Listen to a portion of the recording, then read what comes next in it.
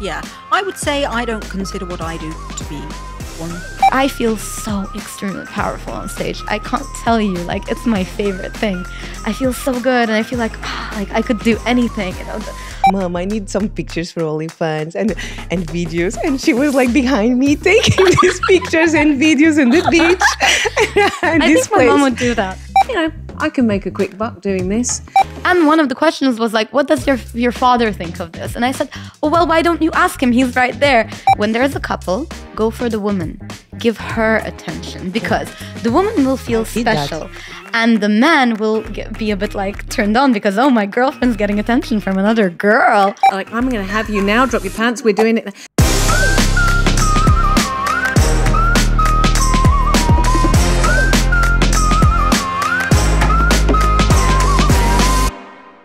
Welcome to the She Word. Conversations that women rarely have but really should. Welcome, ladies, and of course, gentlemen. Welcome to the last show of the main season of season 3 here at the She Word. We have an amazing show lined up for you today. And even though it's our last show, fear not, because not only does Sasha pick up next week with a series of the Young Women's Edition, but also we're going to be having a whole bunch of one-to-one interviews, a mini-series on identifying and dealing with narcissists. And then next year, we have so much more for you at the She Word. We have Women in Business. We have the He Word coming up, hosted by Malta's top male podcaster. And we have the She Word live event. Now, with all of that in mind, it is time for you to subscribe, like, or follow. So whatever's happening under here, and if you're listening to us on Spotify, go have a look on the screen. Make sure you engage with us, because we have the most incredible 2024 lined up for you. Now, once again, if you're one of our Patreon page subscribers, a huge welcome to you and a very special thank you, because not only have we been offering you deals, not only have we been making special offers, not only do you get the content without adverts and you get it before anybody else, we also have a lot of exclusive content coming up for you in the next couple of weeks, I promise. And of course, by being a Patreon page subscriber, you are doing something amazing. You are a superhero, because 50% of the profits of the Patreon page goes straight to the Richmond Foundation that supports women who are affected by the topics that we talk on any of the shows by offering therapy and guidance. So thank you to you. So back to today's final show of this season, and we're featuring some very special guests whom I am absolutely thrilled to have around this table. Today we're going to be talking about women and adult entertainment in a variety of forms, but with 3 amazing women here. First of all, Emily Jones, who I first met and connected with in January 2022, when I hosted Emily for an episode of The Interviewer. What I was expecting was an interesting story about Emily's rise to the top 1% of OnlyFans creators, with a following of Instagrammers of over 250,000. Now, what it turned out to be was the most surprising, powerful, and moving interview I think I've probably ever done. And after a year away from socials, I contacted Emily and asked her to come back on this show to talk about this topic. And I'm thrilled to have her here again. And not only that, we do have a one-to-one, a follow-up interview coming out in the next couple of weeks. Emily, thank you so much for being here. Thank you for having me. Always happy to have a chat with you, Trudy. Thank you so much. And I'm going to come back and let you do your own introduction in just a second. Also on this episode is Undine Leverve, who I've known even longer than that, because you were a guest on The Big Drive Home on XFM. 2017? That long ago? Or 2018? Oh my word. It's been a while. And you were teaching me, I was going to say trying to teach me because I wasn't very good at it. You were teaching me how to be a little tiny bit flirty. That's it. Those are those eyes. Because you are not only a theatre performer, you're also a burlesque dancer, and you have an OnlyFans presence as well. Yes. So we're going to talk all about that, because I think that needs some explanation. And Anna Claro. Hello. Hello there. I am very inspired and looking forward to talking to you as well, because not only did you take a pause from your OnlyFans, very successful OnlyFans following last year due to a new job as an affiliate manager, but you're thinking of going back to do this, but you're also a mum of two. Exactly. A businesswoman and a bodybuilder. So I'm really excited about finding out more about that.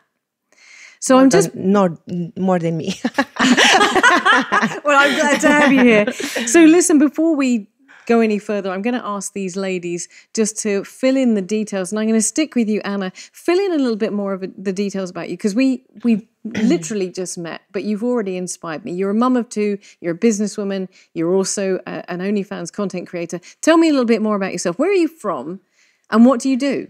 Thank you for having me tonight. I'm from Portugal. My family is from Venezuela and Angola, so it's a really interesting mix. So I live in Malta for a long time now, 9 years. And yeah, I'm a mom of two. The gap is very big, actually. My son is 22, my daughter is 9, so it's like 12 years and a half gap. And it's very interesting. Hang on a second, sorry. You're a mum of a 22-year-old? Yes. Dang, you look amazing. Jeez. That's surprising. Yeah. Right? Yeah. You look absolutely I knew incredible. it. Oh, she knows everything over there. Okay, but you're also a businesswoman as well. You work in iGaming? Yeah, I work in iGaming, for 6 years and a half. And so last year, in December, literally 1 year ago, I had this opportunity to change role. And I was very, very excited. So I had my OnlyFans page in the moment. Are we allowed to say OnlyFans or OF? You can say whatever you like. Yeah? OnlyFans is cool. OF. We'll go with that. Whatever you like. So I was advised in that time to not work in the page, because it will be influencing on my work. Because in this industry, people goes and deep about you, what you're doing, that stuff. And I was like a bit afraid, because I didn't want to ruin. And it was a nice and big challenge for me, the change of role. So I want to do the proper things in this industry, You see, we are going to stop you just there, because you've raised a really big topic that we really need to dive in deeply to, and that is OnlyFans, adult entertainment, social media and all of that. And we're going to do that in just a second. All right. I am so glad that you're on the show, because I think this is going to be an important part of this conversation. You're going to have to wait till last, Emily, all right? Best for last. Well, not at all, because I've got a table of three amazing women. Tell me a little bit more about yourself, because you've got a huge portfolio of things that you're up to. So, so tell me a little bit about you. Yeah. So first and foremost, I'm a burlesque performer. So I'm the pioneer of burlesque in Malta. When I started, there wasn't a movement here, and that was a really big uphill battle for me to kind of prove that burlesque is an art. Because when I started, people were like, "Oh, it's no different from stripping," and obviously we'll talk about that. Because, another thing we need to talk about. Yeah, but because there was no knowledge about it, right? People are scared of what they don't know, and if you don't, you need to educate people. So that's what I've been doing, and I do that, but I also teach burlesque, and then I do acting, as you know, and I did some music, and I do this and that. I do content creation, of course, but I see it more as an extension of my burlesque. Because, when Instagram was really clamping down on the pictures, I still wanted to make sexy content. But I found that if I open an OnlyFans, I can still do this really teasing content, which is part of, very close to my burlesque. But, just a little bit more. As a little bit of an extension, because I still it's a bit teasing, it's still tasteful, and it's a bit of and I teach burlesque, which is very important to me. And also this year, or a year ago, I started with a group of people producing Malta's first fetish events. So we have Malta's first fetish parties as well. Oh, wow. Okay, we have a lot to talk about. But Undine, explain to me, because you have this beautiful accent, and to me, it's a little tiny bit American. Whereabouts are you from? How long have you been in Malta? I've been in Malta for 20 years. Whoa, you beat me, girlfriend. Yeah, I went to school here and everything. But my mom's a Russian, my dad's Dutch, but I was brought up between Moscow and London. And then I went actually to New York for a while because I wanted to find my burlesque style. And I went to New York and I went to as many shows as I could and to experience that. But I think the accent comes from playing 5 years in an American football team, a girls' team. Oh, that's I'm cool. sorry, I don't know how to follow that up. That's quite Just a lot. crazy. Yeah. Okay, there is a lot to uncover there, and I'm really glad that you're here. Thank you. Thank you for having me. Emily, American football, no? Not really my style, no. A little different, but very Tell us about interesting. yourself. Well, I am Emily, and my Instagram is Miss Jones, and that's kind of my online persona. I would say I'm a full-time content creator, both on Instagram, TikTok, with my 700 followers, and also a full-time OnlyFans content creator as well. I focus quite heavily on the body positivity movement, body confidence for women of all shapes and sizes, and men too, and whoever wants to follow along. That's kind of the message that I would like to get across to people, talking about representation of different body types in the media.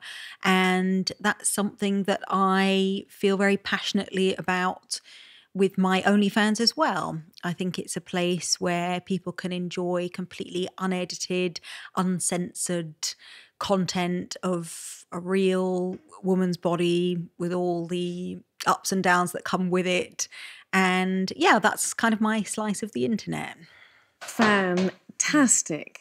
Well, in which case, I'm going to stick with you, because the next question I'm going to ask to each of you to kind of set the scene before we get into this deep dive, because I know that everybody's eager to get going. But before we get there, I just want to ask you guys what you do. Now, before we get to that, I just want to also run some statistics, because according to a recent survey, the average OnlyFans creator, we're talking about OnlyFans as well as burlesque and everything else, earns between $150 and $180 a month, which equates to about $2,000 a year. People who pay for the subscription are normally between 35, or the average is between 35 and 44. OnlyFans is valued at $18 billion, 8 times more than it was in 2020. 8 times more than it was in 2020.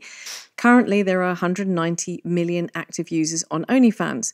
Now, the global adult entertainment market, and we're not talking about OnlyFans, we're talking about everything, because we're going to be talking about everything today, was valued at $51,827.1 million in 2023, and expected to expand at a rate of 6.7% during the next year. I mean, these are phenomenal statistics, and it is a massive industry, and it's a massive industry that is very recent because of the emergence of online technology. Let's face it. So to set the scene before we start deep diving into what it's like to be doing what you're doing, what it's like to be a mum, what it's like to be burlesque and everything and all of that, and the whole bunch of questions I have, I want to just start off by asking each of you, what is your story in adult entertainment? What got you into doing this? What do you do and what do you not do? So I'm going to start with Emily, and I'm going to come back in the reverse order because I want to find out exactly what you guys are about. So Emily, Yes. How did you get into it? Briefly, because we've interviewed about this, but what do you do, what do you not do? I think pretty much how I got into it is that I had a message from somebody who runs a very successful OnlyFans page, and she basically got in touch to ask if I was interested in starting one using her referral code. And she kind of, I would say, acted as a bit of a mentor for me and asked, my Instagram page grew a following quite quickly in quite a short space of time. So I knew that I would be doing something with it to make money, but I didn't really know what. And I think, it takes time for you to start getting brand deals and paid ads. And I wanted to make some money. I was in a bit of a difficult kind of life situation at that stage, having lost my job because of problems with my health. So I thought, it would be a good way to make a bit of money and see how it goes. And she kind of encouraged me to understand that you don't have to, that you can put out the type of content that you want. The platform is within your control. You can decide what you put out there. So that's what I did. And that's how I started, basically. And the rest is history. What do I do and what don't I do? I would say, first of all, I'm very encouraging that if anybody wants to know what I do, that they go and pay the subscription fee. And shameless advert there. And come and have a look, because I do think, You're smart. that's a big part of the intrigue. Kind of you pay to get behind the paywall and see what's there, and if you do so, then you can find out. But I would say that, my content is, I would describe it as Playboy style content for a different generation and a marginalized body type that maybe we don't see that much in the mainstream media, but there's people out there who would like to. That's a really beautiful way of putting it. So, it's very much about the unedited beauty of a woman's natural body and curves. And that's how I would describe it, basically. And I find it to be a very empowering and enjoyable platform to work on. So, that's what I would say. So by saying what you do kind of means that I don't need to ask what you don't do. Yeah, I would say I don't consider what I do to be porn. I don't kind of film sex scenes or anything like that. Absolutely no shame or looking down on anybody who does, but that's kind of, I have a little bit of a line of where I draw the line with my content, and I don't do that. But never say never. We've spoken before about how your ideas about life can change, and I like to go with the flow and see how things go, but at the moment that's not what I do. Okay, that's cool. That has beautifully set the scene. Now I'm coming to both of you ladies, but first of all I'm going to stop here on this side with Undine. Now you just mentioned you went to the US to train for burlesque. Okay, let's go back one step. You now have the fetish involvement, and you also have an OnlyFans as well. Let's go back one step. Where did this all start from? What do you do, and what do you not do? Okay. I'm very happy to be in this beautiful sandwich. I'm cozy in the middle here. I just wanted to say that. So my mom actually played a big part in me becoming an artist, because she trained me in everything. Like when I was a kid, I did like music, I did singing, I played the piano, I did dance, I did acting, I did horse riding, I did swimming, I did painting, I did everything you could think of, like everything. My schedule was like this. And she's very supportive still. But when I came to Malta, I felt like something was missing, and I felt ready to find my thing. And I didn't know what it was. So I tried different types of dance. I tried like belly dance and hip hop, and it wasn't that. And then there was a Canadian woman here, Liv Yorston, who was giving a burlesque course while she was here. And my friends dragged me to it. I was like, burlesque, as if. And they took me there. And then after a couple of classes, I was like, I think this is it. Like, I think this is what I want to do, because it's like, it's dancing, but it's acting, and it's cheeky. It's not too much, but it's very tongue in cheek, and it's kind of, I love that kind of giving and taking and teasing. It's so exciting for me. And being on stage doing that makes me feel so powerful. So when I felt that, I was like, I knew I needed more. And that's how I got into burlesque. But she left soon after, and then I had to learn. So I went to New York, and I was actually 19. My mom got me a fake ID card. A fake university. Mom! Like a fake university ID card. Just applied online, got me okay.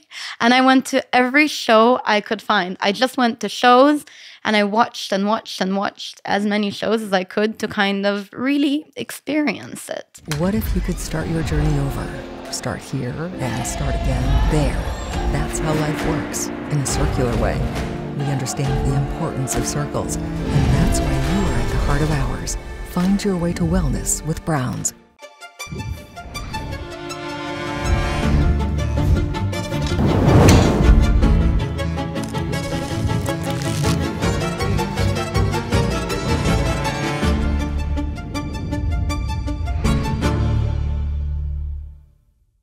I'm going to pause for a second for anybody who doesn't know what burlesque is. Because again, we want, during the course of this, we want to blow away some of these stereotypes or these misconceptions of what... So tell me exactly, we've had this conversation, but we did it on a radio show. Burlesque is what? Burlesque is not the movie Burlesque, just to be clear. And so everyone's like, oh, I love the movie. I'm like, yeah, I'm sure you do. It's the art of seduction. It's the art of tease. It's not about, like, it is dance or whatever, multidisciplinary arts with elements of disrobing, but it's not about the final reveal, but it's about the journey there. So it's about how you take your clothes off. It's about how you do it. It's about the character that you are. You know, I have an act where I'm a big flower and I take my petals off, and you know, I'm a flower and I'm getting depetaled. Ooh. So you know, it's just a very artistic form of, I say, artistic disrobing, because that's what I think it is. With music and a form of dance to it. And so it's strip teasing. It's more about the tease than the strip. I like that. Huh? But I mean, where do you stripping came from? Strip tease. You know, burlesque was what came before. Yeah, but we say strip tease, and I don't think anyone's actually, for me, broken that down to strip tease. Yeah. So apart from the burlesque, and we're going to break that down even further, what else do you do and what do you not do? So I organize fetish parties, because I think that's like, I've made burlesque a thing here, and people now know it's art and they enjoy it and it's great and makes me so happy. So now I'm like, okay, the next thing I'm passionate about, let's bring that into the mix. So now I'm organizing fetish parties and trying to show people that there's nothing wrong in that, you know, as well. And my content on OnlyFans is a little bit of that as well, because there are so many people who are interested in that Malta, but they're scared to say, or they're shy about it. They think it's something wrong. But it's not. It's just what you're into, you know? And it doesn't have to be dirty or in any way, like, yeah, it's consensual, like adults, deciding that they want to try something new together, right?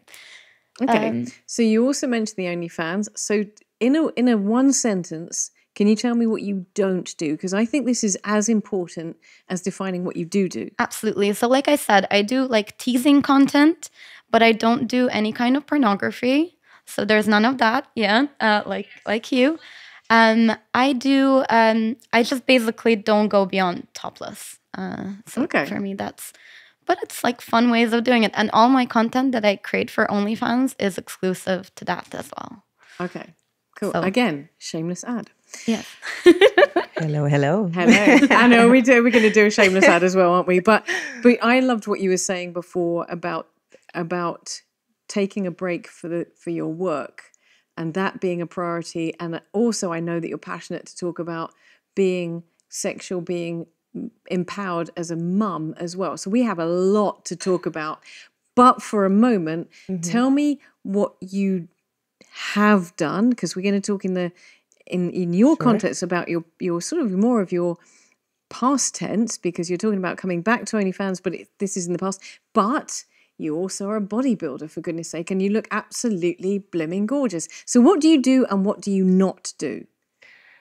So can I start why I start Absolutely. OnlyFans? So in that moment, I had a boyfriend, and we are very crazy, and we're like, I can say that we're like addict to sex and to be sexy and to be, you know, make ourselves in some way to show to the cameras, but nothing like porno.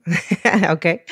But he was the one to push me to this world, to OnlyFans. He was like, Anna, you're always so sexy and sensual in your Instagram. Why you don't take profit from that? So from that time, I stopped to publish that much on Instagram. I opened my account. He was the supporting me one. He was like always there for me. And I stopped to do like this content like sexy or in Instagram, you know. I start to do it just OnlyFans. And it works, you know. People want to see, people want to watch me, my sensual and my sexy face, you know. It was very interesting because it was give me so much pleasure, you know, to show this face. And he passed away. So me too. So, and I wanted to, in somehow, to make him feel him alive. So I continued to do my stuff. But then I got this chance to change role in that, and then I choose to stop. But it was like because of him, I start this world, you know, and I'm very happy that I start. And helped me a lot financially. So, yes. That's always a good thing. But yeah, I think you've also defined what you don't do, because you started out and said, I don't do porn. So we are not talking about pornography here on the show today. We're talking about content creation. Exactly. Ooh, but there was a big pause there. There was like, yeah, why not? I never say no. I never close doors. Ooh. I never close doors. This is exactly what Emily just said. You guys have been hanging out together for sure. Yes. Well, I'm a bit different because I actually have my like line, and because I don't want to step too far away from burlesque. I don't think I'll ever go there because like I have kind of. I love to tease. I'm like you. I love but to that's tease. The thing. I will tease it. More excited than to you show everything. So for me, fantasy. You for know? me, it's the most exciting and the most sell. You know. And Emily over there is nodding as well. So I think everybody at the table, we've all said it's not porn. It's and everybody's nodding at this idea of tease. Yes. So let me also just I just want to say there's nothing wrong with doing porn. Like I support people who do porn. A lot of my friends do porn on OnlyFans. Yeah. It's just, I think it's for every person has their own thing. And no, absolutely. Yeah. But what I'm saying is that what we're talking about today, just to make sure that if anybody is following afterwards, that their expectations are that this is what we're talking about in this show. Definitely. Yeah. Yes, definitely. They heard OnlyFans word and they think that is a porno world. And it's more than that. There you go. More. Yes. That's why. That's and I'm pointing, which is terribly rude, but you just hit the nail right on the head there. So now we've done that, I'm going to ask you, okay, before we talk about perception and so on, this question really, really excites me. I'm going to throw it on the table and you guys jump into it as you want. What do you find most rewarding about what you do or have done? Personally, as I kind of said earlier, I find it quite exciting and empowering to see that myself as a plus-size woman who has never really seen anybody who looks like me, you know, in Playboy magazine or on the TV or in music videos, to kind of be making a living off how I look. I just find it to be very exciting, very interesting. I think it just shows that the world is a very big place and that beauty standards are not one set thing, and that people find different things attractive, and that, you know, we should be open to that and we should celebrate that, similar to your fetish interests, you know, that there's people are interested in different things and there's no need to kind of keep things hidden away as a dirty secret, but, you know, it makes life interesting. I agree. And I think burlesque is also like what I love about burlesque, because burlesque is very body positive. Yes. In burlesque, you actually see women and men and anyone in between of all shapes and sizes. There's no specific like shape you need to be. And this is something I wanted to do ballet when I was a kid, and I wasn't accepted into the Moscow Ballet Academy because they looked at me and they were like, nope, short, stout. Not good. 5-year-old me going, ah. And then I found an art form in which I am like the not the quintessential, but like my curves are celebrated and I can be how I am without saying, oh, I'm too fat or I'm too short or I'm too whatever, you know? And and it made me so confident as well in how I look.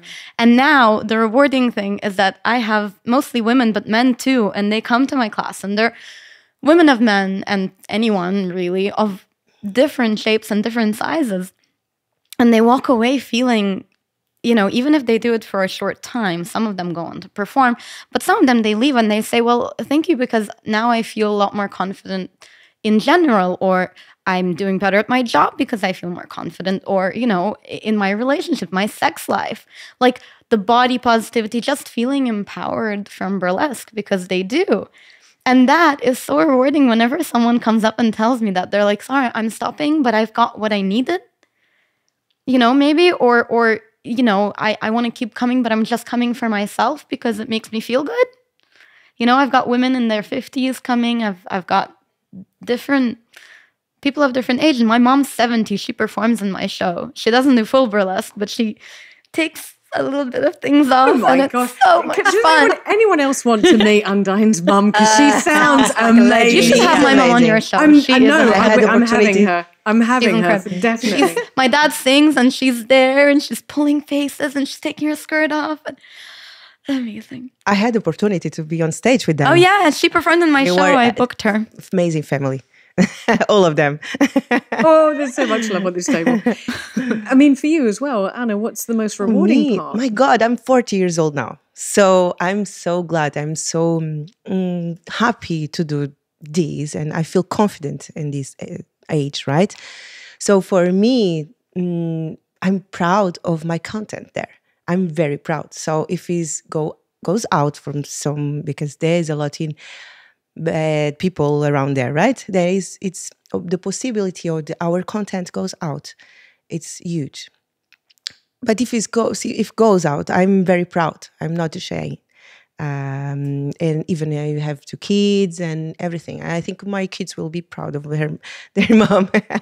So, but does it, when it comes to the rewarding part, because I'm asking, you know, specifically about what is rewarding, is the following, is the engagement, is that I mean, we can't deny the fact that if somebody looks at you and thinks that you're beautiful, that is, which you guys obviously do have, people looking at you and thinking that you're beautiful, that must be a very fantastic dopamine hit. That must be a bit of a thrill as well, no? For me, yes. Yeah, I suppose so. But I really think that if you're kind of chasing that you're never really going to get that kind of high that you're looking for, you know. Like the reality is that you have to feel it inside, regardless of what other people think of you. And I think, again, it's that aspect of that confidence. I mean, I can see looking around the table here that everybody's kind of very confident within themselves, and it's something that kind of radiates and gives you a certain magnetism, I think. And it's really not just about how you look. You know, it's your attitude. not at all. And I think it's the same thing with, you know, people that it's you your find. personality that you're showing there. No, and people are definitely. following you because there's a lot of beautiful girls, man, That's around. right. That's so many. And like you need to, it's something inside, not just you know, it's everything. Like I think it's a full package. Yeah. And also, sorry. No, go ahead. No, it forces me to be creative. Like you always have to think of like, how am I gonna present myself, or what new content I come up with. And also, surprisingly, the communication that I have with the fans, I thought it would be much worse, but people are so nice. So many people are respectful, you know, and there are people who have been following me for a long time, and we have nice conversations. And I love that, because every now and then I'll throw a question in and I'll ask something, you know. I'll say, oh, I had this dream tonight. Tell me one that you had, and then I'll tell you mine. And sometimes I get these descriptive, cool, and it's just that sometimes it's such a pleasure to talk to people, and I was surprised. I think that's you know, another aspect also of the platform of OnlyFans that kind of is quite exciting, is the engagement that you can have with your following. You know, I've got quite a big Instagram page. I often can't respond to DMs from people that I know, let alone.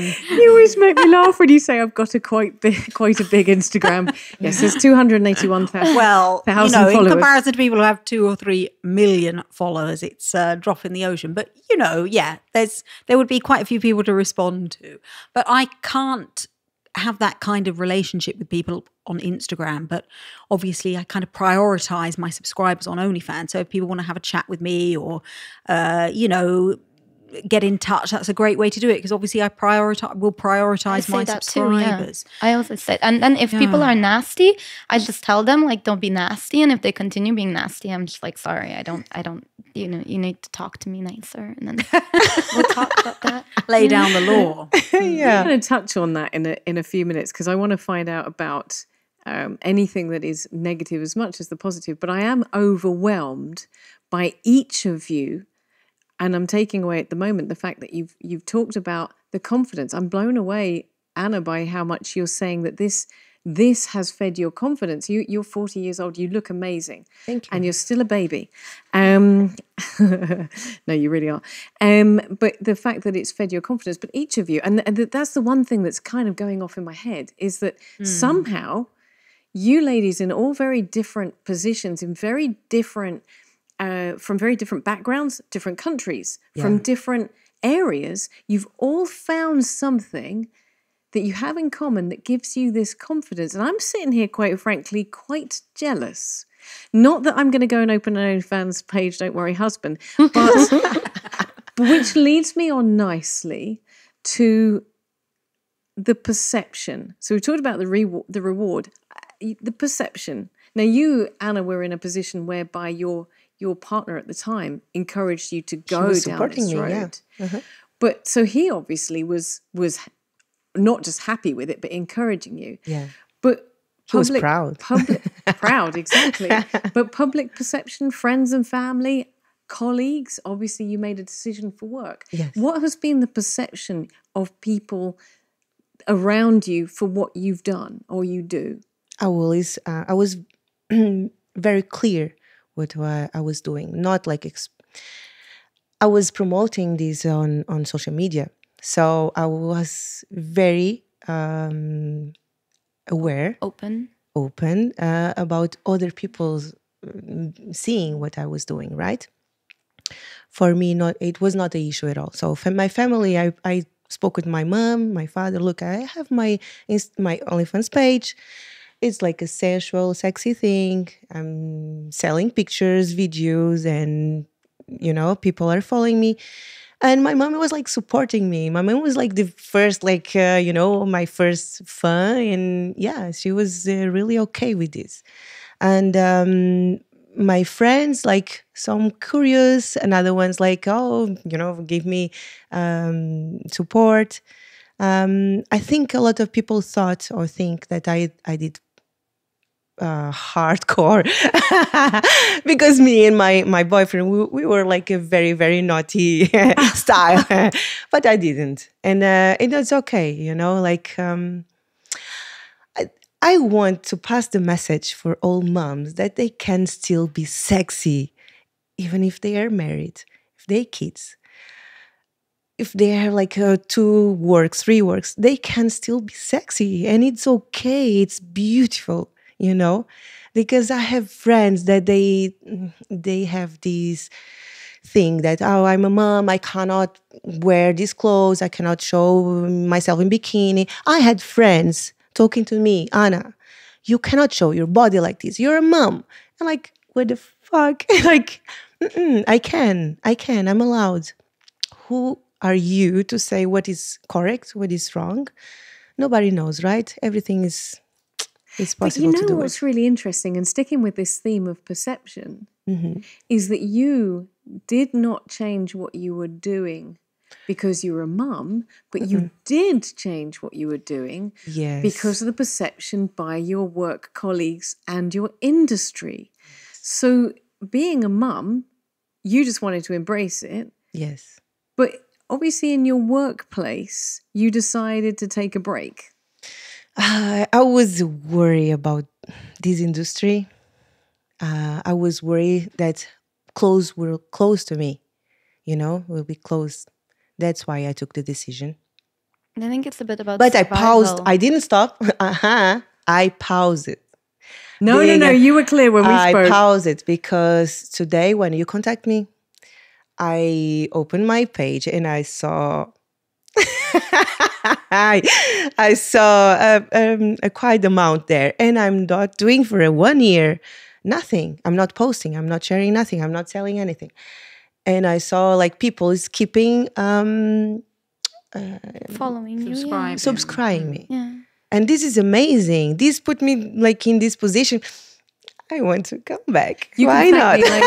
You can thank me later for that. But sometimes we take photos and I upload photos of us. And I'm like, I think they're expecting me again. They're waiting. They're waiting for me.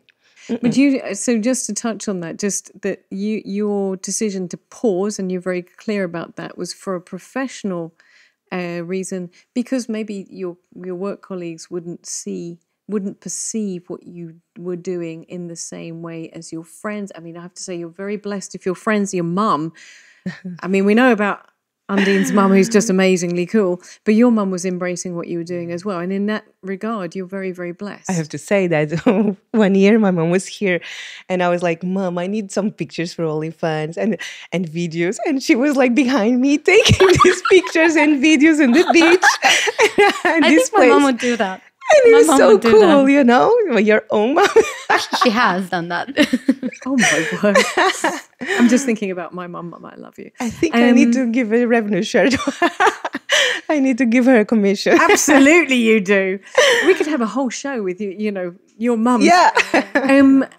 Emily, perceptions. Let's talk about perceptions from you for a moment. Family, friends. We've had this conversation when I first interviewed you, because that was actually quite positive. Yes.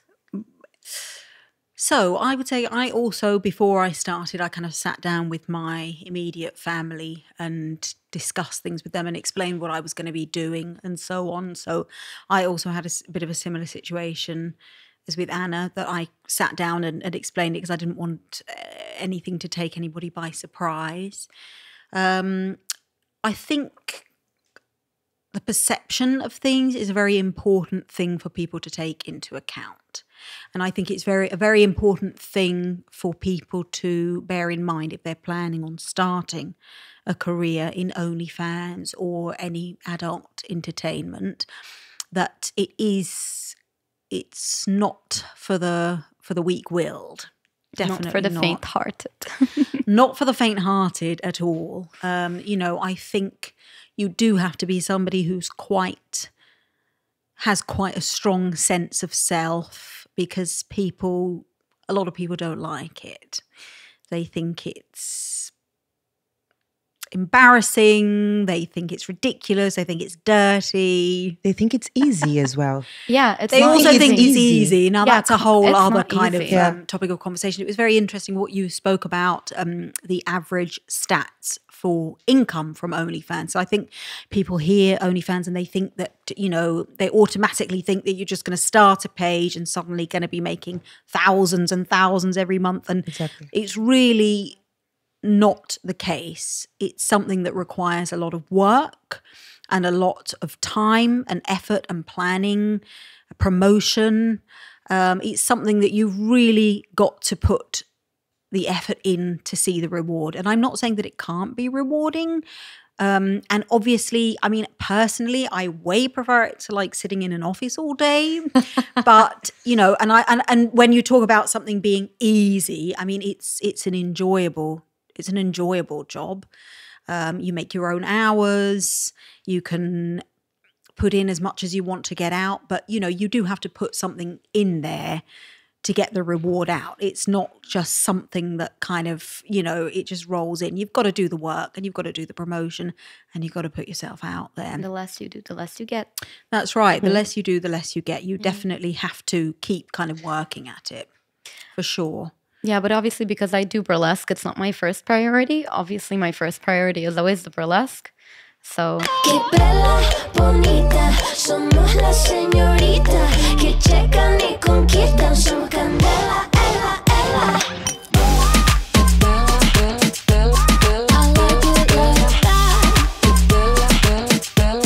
I like it like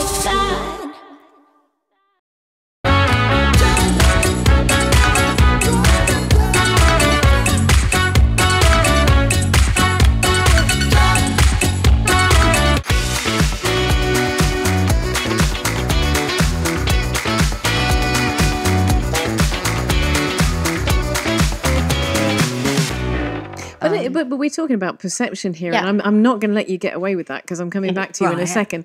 But even with burlesque, you mentioned when you came to Malta, there was no burlesque. Yeah. So what is the perception? With all due respect, you are very visible, not only because you do mainstream theatre as well, because people know you, and you are not on a page where people can't see you. You are there. Yeah. You are actually physically in front of people. What is the perception from we don't need to even ask about your family because they're like way there, sending you off to They're New great. York with a dodgy ID. But Thanks, Mom. oh, I like your mum. But you obviously have the support from your family, but friends, partners, people who meet you for the first time, do you always get a positive feed from that? What is the perception of what you do? It's very interesting because I've been doing it for 14 years now. Well, professionally like 12. And the perception has been mixed. Like when I just started, people didn't know what it was, but it was really funny because the connotation was like burlesque, stripper, prostitute, very much like we're talking Malta 13, 14 years ago. Right? And when I would be booked by a club, like I would be there and I would start dancing and doing my thing and people would just be like, oh, what is she doing? And then the girls are mad and the men are not sure if they should be looking or not. And it's just a very awkward situation for everyone. So because of that, I got kind of pushed away and I started doing burlesque abroad because I said, it doesn't work here. I'm going to go abroad. And I started doing it in Paris and Amsterdam. And I've been all over Europe doing it. Until then, like in 2015, I got someone who spoke to me and said, you know what, we have a club and we'd like to host your show. And I said, it has to be for an educated audience. But I've had people who I'd be like, oh, I have a show coming up. And they're like, oh, I'm not sure it's something I should be seen at back then. And I'm like, okay. Or, trying to get funding and people saying, oh, we're not sure we should be involved with that.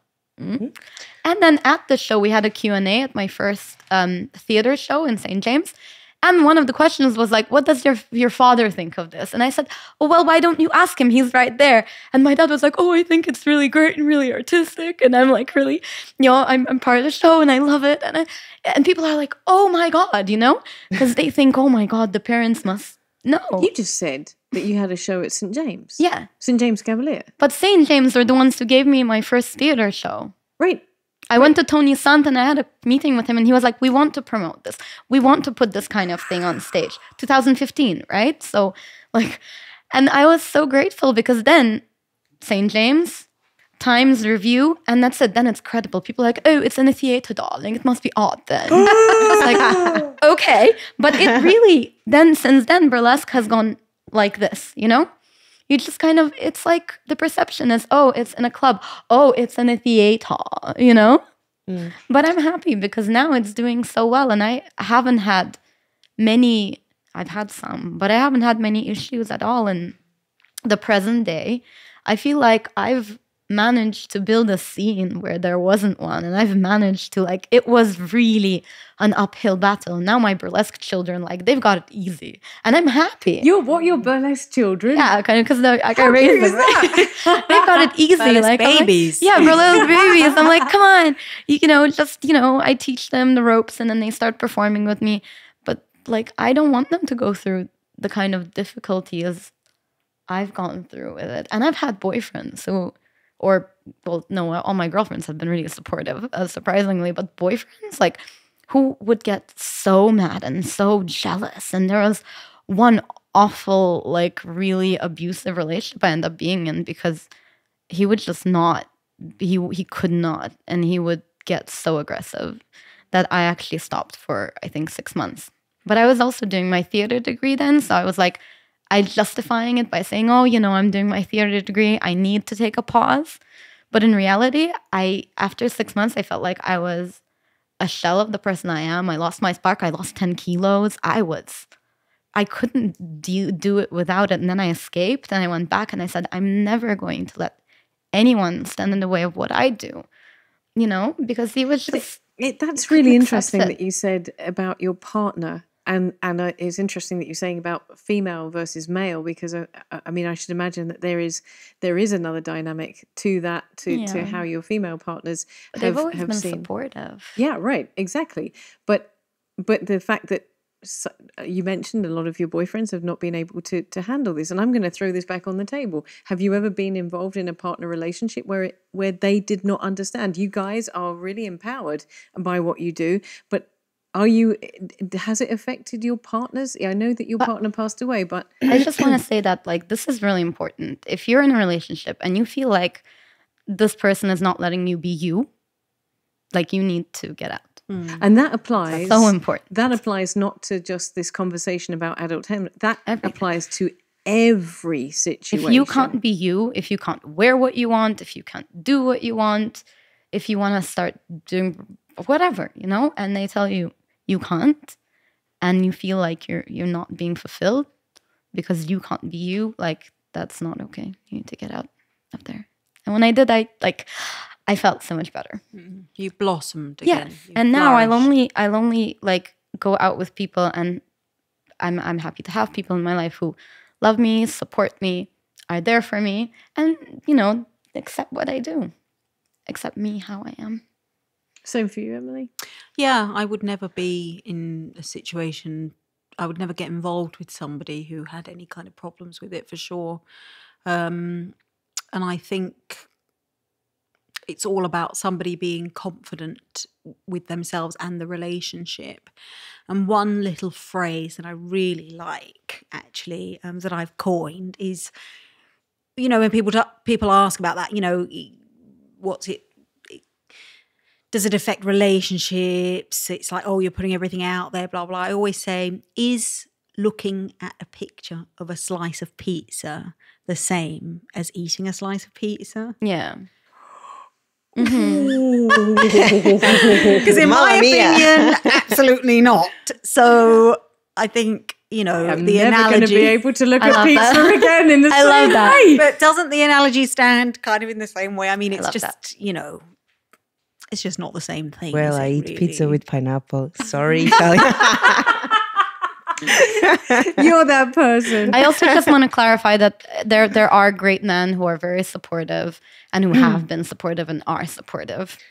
Yeah, I don't want to say that it's just women. I have had both men and women who were very supportive. Well, it was your in that partner regard. that got you into it in the first Yeah. place. Well, I don't want, but it was very dramatic at the same time. But I don't want drama anymore in my life. To be with me, it needs to be amazing, because I'm amazing alone. So, yeah.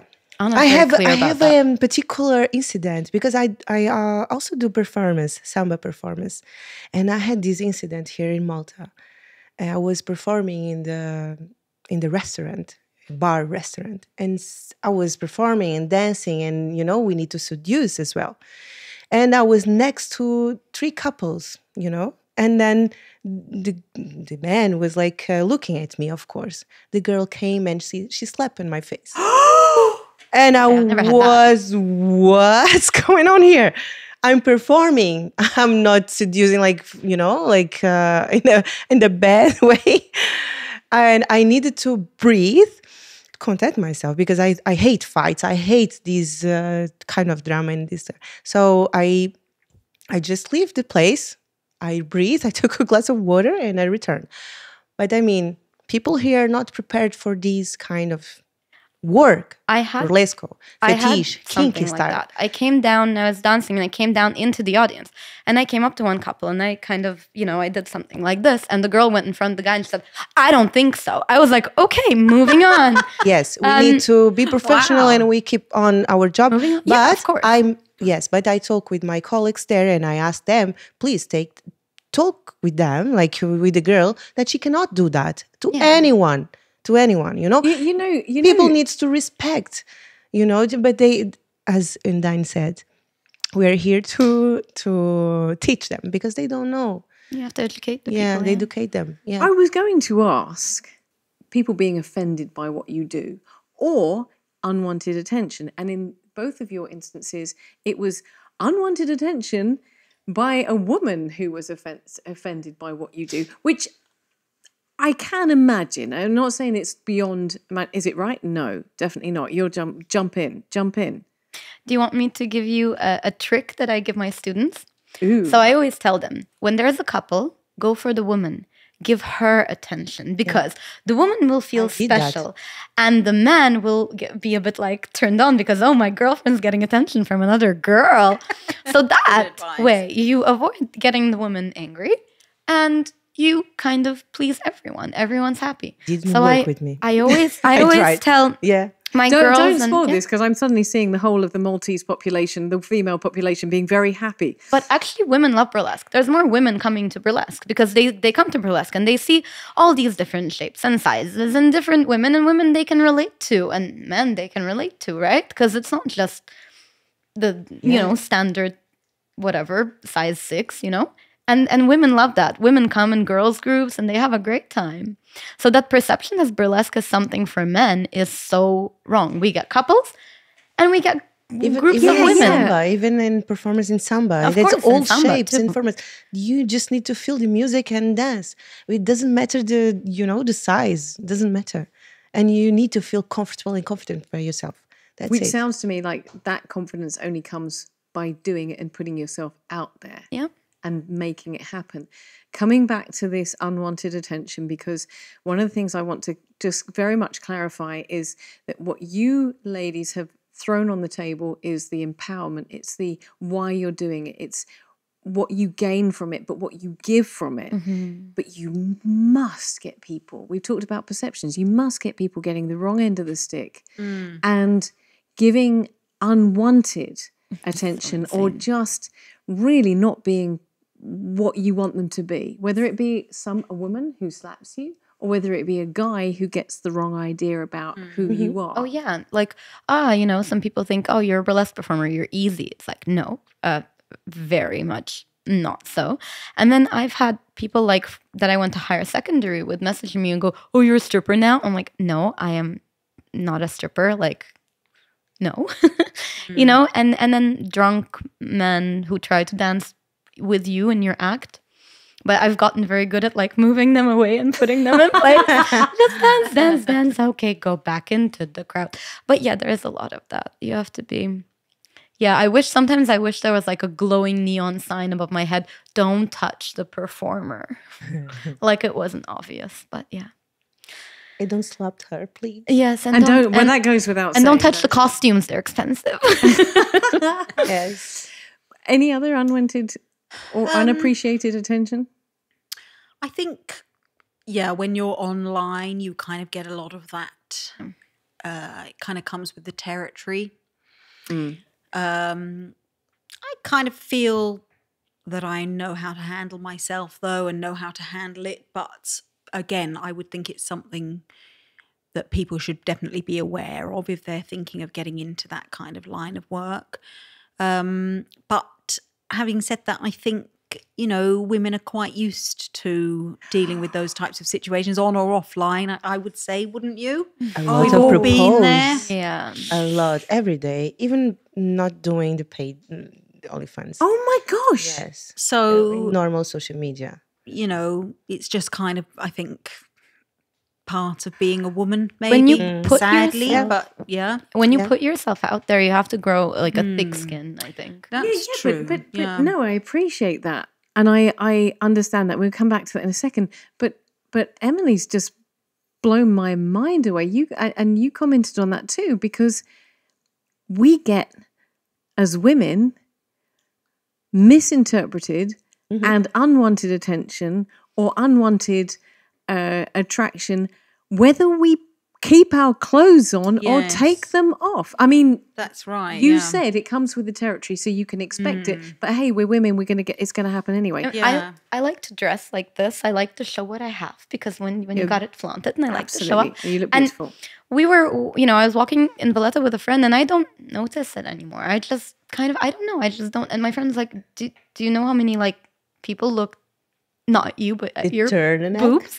And I'm like, no, I just don't see it anymore. I don't know. I don't really look at where people are looking. I'm kind of going for what I'm going and listening to my music or talking to a friend. But yeah, it just goes over my head, because like I'm not gonna notice where every person looked or what every person said. Like, because you can't. If you focus on every little thing, you're, yeah. And another thing with the misinterpretation as well is I've had quite a lot of propositions of people thinking that I'm an escort. Oh yeah, That's yeah, a every whole day, yeah, other all the kind time. of It's every crazy. day, dear. It's like no. And again, I mean, fine if you've got it flaunted, again, absolutely no shame to people working in that kind of industry. But I just think it's interesting that that's the perception sometimes. And I think you have to be quite thick-skinned to be able to kind of not be too bothered by what people are thinking about you or saying about you in that regard. Saying as well, that's I think that's a big one. But I think people can think the dirtiest things when you're wearing a polo neck, That's especially right, when you're well endowed. Like it doesn't, people can think that. I mean, you're not going to control what people think, so you can't control what people think. So that's just true. Yeah. But yeah, that is okay. That thing of what, that's difficult. But has it ever gotten to a point where you think to yourself, I need to make a change? Because you mentioned, Emily, how we as women get adverse attention, and you wholeheartedly, Anna, nodded away, whether we keep our clothes on or whether we take them off. But is there ever a point where you say, okay, enough is enough and I need to take action? As you just said, you can actually get rid of an OnlyFan. But if the attention is not appropriate and they're giving you a hard time, you might want to eliminate them from your... I won't eliminate following. them, but I won't talk to them. I won't engage. There's Because barriers as if you well. don't respect me, and some people come and they go, I want porn. I'm like, I'm sorry, that's not what I do here. So what you see is what you get, and that's all, What did you just say, Anna? We need to, this page, you're your own boss. You can do whatever you want. I always do whatever I want. I'm never forced to do anything. So if someone is asking something, I will tell him, not at the moment I'm not doing, but I'm not closing doors, as I said, If they want to wait, they can wait. If not, but we need to put barriers, all right? We need to be boundaries. We need to boundaries. We need to be respect, and I'm always like so nice with people. You're I'm always the like nicest person. No, yes, but even like here on the streets or online, I'm always so. I want to hug everyone. I like a huggy person. Oh, So very people cute. sometimes like she's more than that, and they presume that we do old stuff. But I think it's because you're so like gorgeous and you're so strong. You're so people think that maybe you're, You know what happened with me. But then when you meet you, it's just you're so nice. But I feel that a lot of men, they are afraid of me because of this. I look that I'm so strong woman, that I feel that they are afraid of me. And somehow it's good. So I put them on their place, Well, that's a whole nother thing we're talking about here. But I like to work in my feminine energy. And I'm working a lot at this moment. But you're That's incredibly why- feminine as well. Strong and feminine, which Thank is you. amazing. And I'm working this. I think, Boundaries, barriers, and this stuff. boundaries is very interesting. I think kind of something that I have found in my IRL, so in real life and also online, is that I'm quite a friendly person, so I feel that I'm kind of like the type of Are you person. the huggy person like me? Maybe not so much the hugging, but I am friendly, and I like to make social situations not be awkward by making small talk and smiling, and I like to kind of put the situation at ease because I feel socially awkward. Do you know what I mean? Like, I'll be the one to kind of, if we're making a complaint about something, I'll kind of be the one to say, oh, no, it's fine though. I avoid confrontation at all costs. At all costs. And I do think that sometimes that is greatly misinterpreted, particularly by men. Oh my God, I know.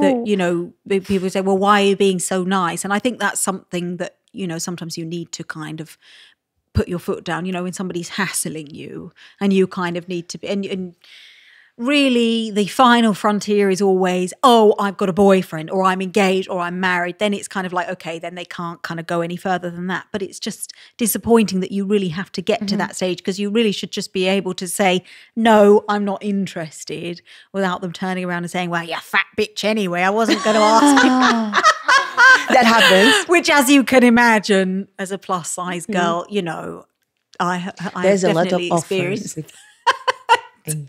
Yeah. But as I say, I just think as you go through life and you get a bit older and you have a bit of life experience, that and I also think that having been online for a little bit longer, that you just kind of get used to things, and you just it just ends up being a little bit like water off a duck's back. Yeah. And I'm not saying that things don't affect you, but it's a great way to develop that kind of thicker skin that we were talking about, There's a thing.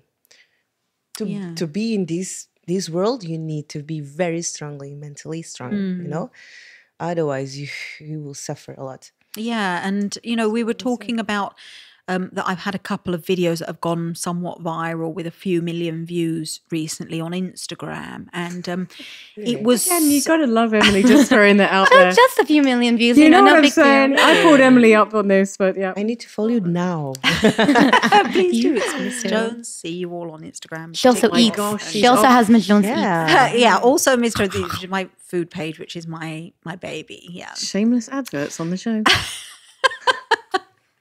Follow us all, and Trudy too. Thank you. Yeah, true. How cool. You were talking about Yeah, what was I the saying? 2 million Yeah, views. well, it's been an interesting experience, because obviously, I've had Mixed comments. I guess, comments yeah. before, sure, but it was kind of, a whole different world. And it's interesting to see that even at this stage, I've been online for a while now, that, you can still have that,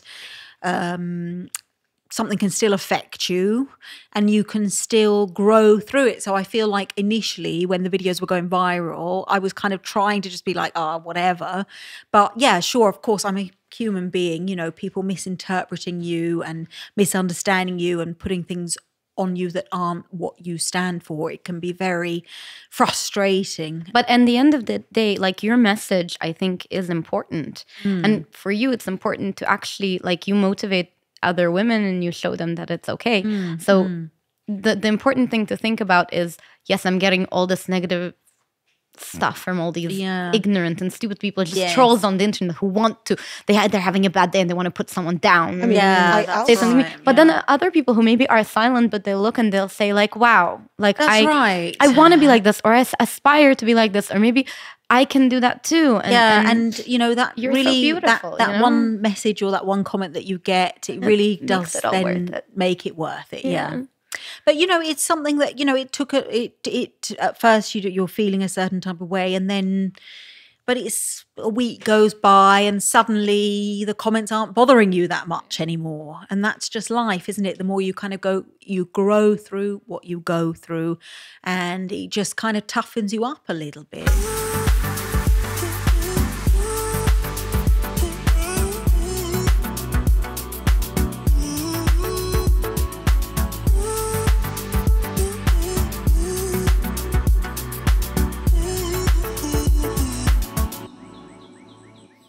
Something about the way you bounce makes me want to keep you around my mind, my mind, mind. Something about the way you sound shakes me up and makes me get down on my.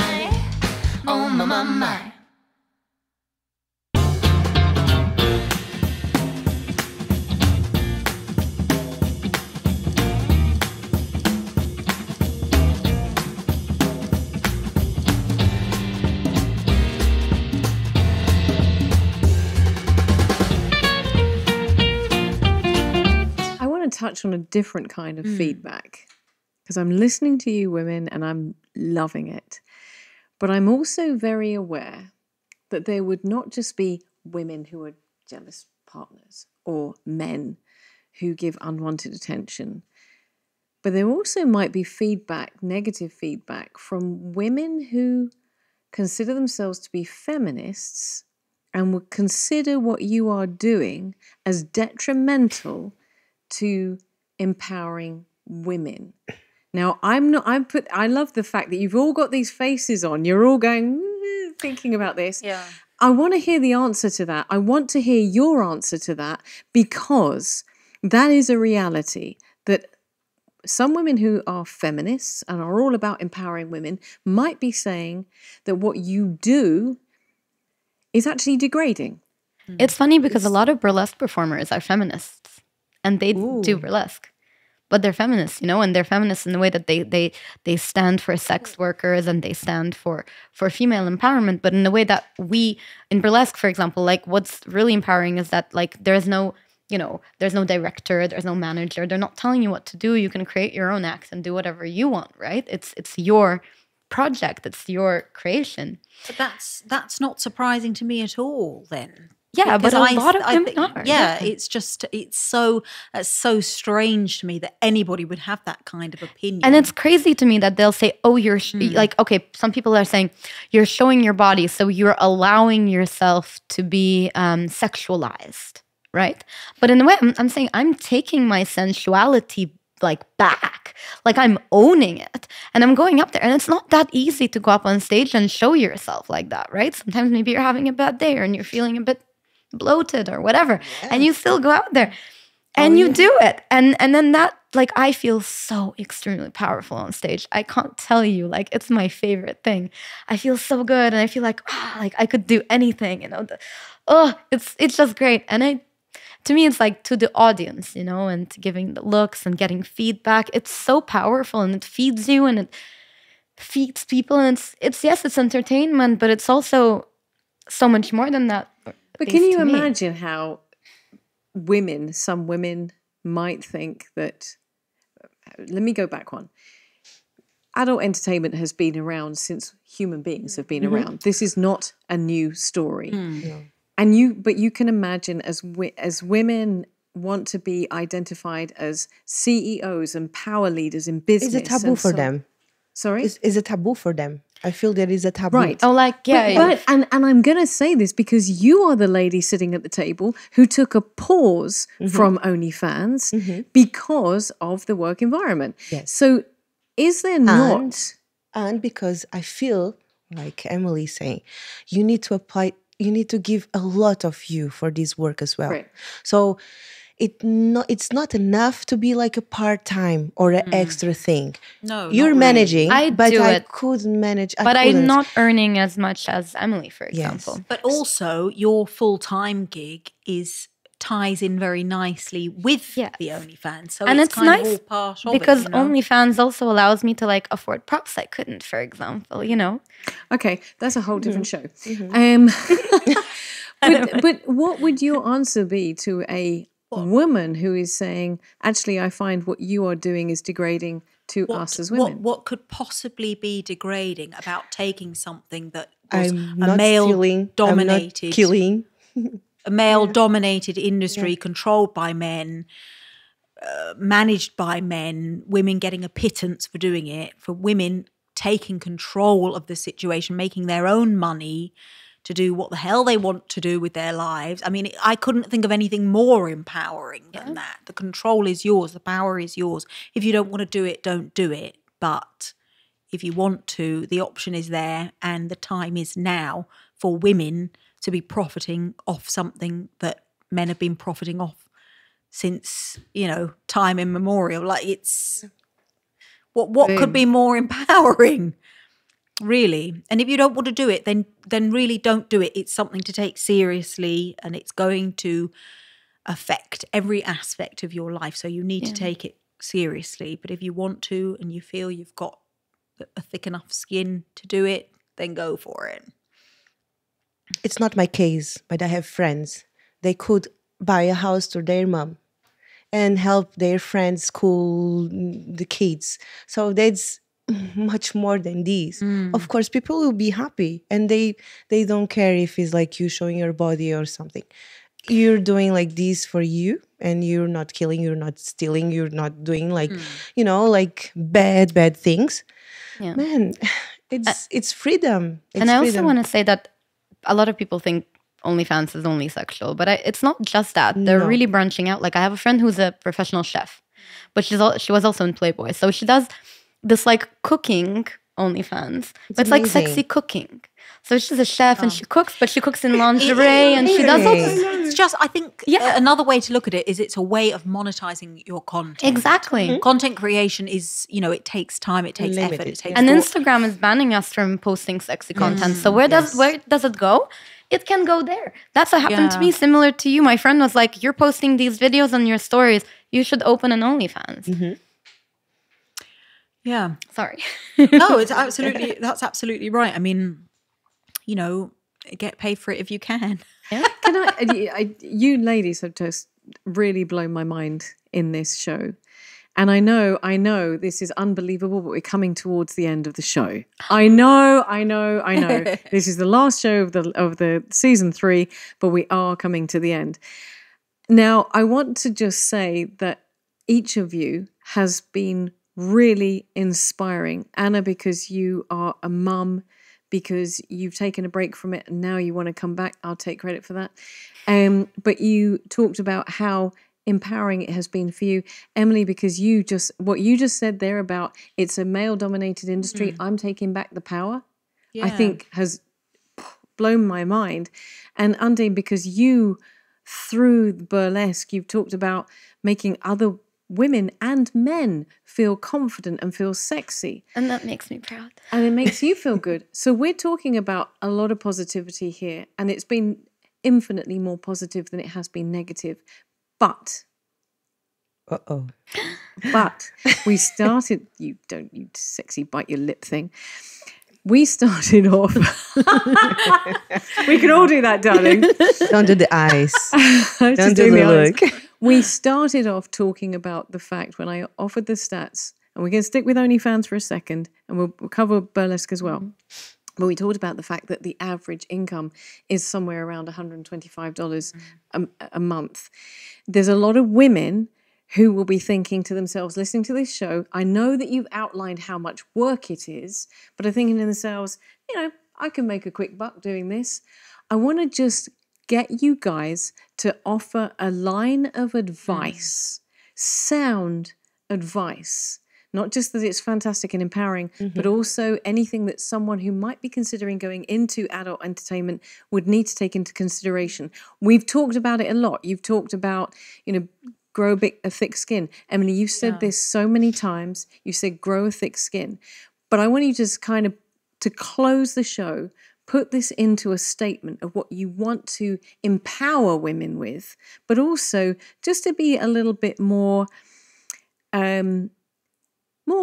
maybe rational about what women can expect as well. So I'm going to start with you, Anna, a closing thought to empower women, but also for anybody who's considering getting into this industry, what would your advice be?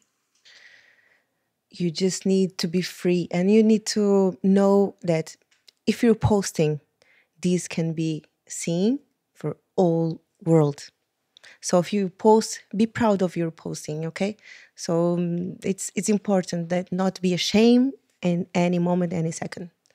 And I'm assuming if you do feel that you might be ashamed, refrain from doing that if that's your headspace. Because we haven't talked about this, but the impact you just mentioned, you put something out there, it's going to be seen by potentially millions, and it will be out there forever.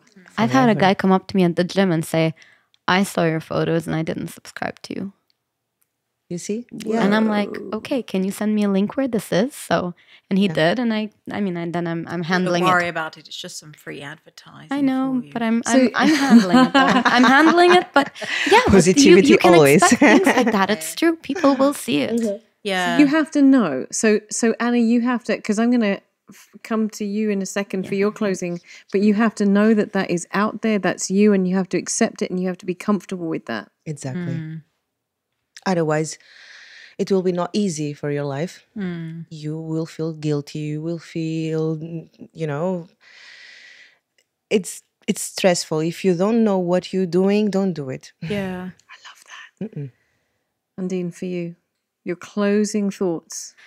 I think, yeah, if you go into anything like this, or if you're putting yourself out there in the public eye, you have to be ready for what's to come, because it's going to be good and it can be rewarding, but there is going to be also negativity. And yeah, the most important thing that I always tell myself is I only care about the opinion of the people who care about me. So like, my mom, my friends, my closest friends, my partners, whatever, right? My partner, whatever. Other people, if they want to say whatever they want to say, do they really know me? No, they don't. So I only care about like the negativity that comes from the people who really know me. And that kind of helps you keep sane. You say, what's important to me? These are the people who are important to me. They know me, they can judge me. Other people, they can say whatever they want. But don't take it to heart. And if you can't do that, then maybe refrain from or slowly, baby steps, Baby steps, I like that. Emily, I'm going to throw you the closing statement of the last show of season 3. No pressure. No pressure whatsoever.